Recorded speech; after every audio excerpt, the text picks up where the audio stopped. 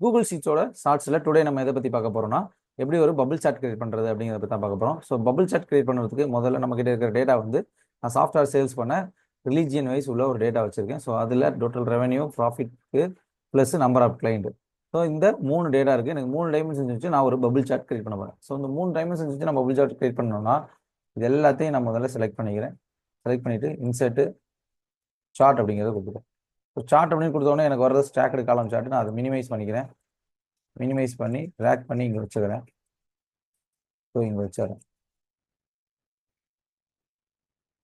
தென் இந்த சார்ட்டை வச்சு நான் எப்படி பபிள் சார்ட்டை சேஞ்ச் பண்ணுறதுனா இதை கிளிக் பண்ணி எடிட் சார்ட் கொடுக்குறேன்.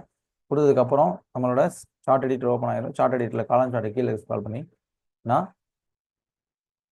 பபிள் சார்ட்டு அப்படிங்கிறது, அதாவது ஸ்கேட்டரில் பபிள் சார்ட் அப்படிங்கிறத சூஸ் பண்ணிக்கிறேன். இப்போ சூஸ் பண்ணதுக்கப்புறம் இதை எப்படி கஸ்டமைஸ் பண்ணுறது, இந்த இந்த பாயிண்ட், அதாவது இந்த நம்ம பபுளோட சைஸை எப்படி நம்ம சேஞ்ச் பண்ணுறது, அதில் இருக்கிற கலர் எப்படி சேஞ்ச் பண்ணுறது, நம்மளோட ஆக்சிஸ் எப்படி சேஞ்ச் பண்ணுறது, எல்லாமே நான் ஃபுல் வீடியோவாக யூடியூப்பில் போட்டிருக்கேன். அந்த வீடியோட லிங்கை நான் கீழே டிஸ்கிரிப்ஷனில் கொடுக்குறேன். கிளிக் பண்ணி யூஸ் பண்ணிக்கோங்க. தேங்க்யூ.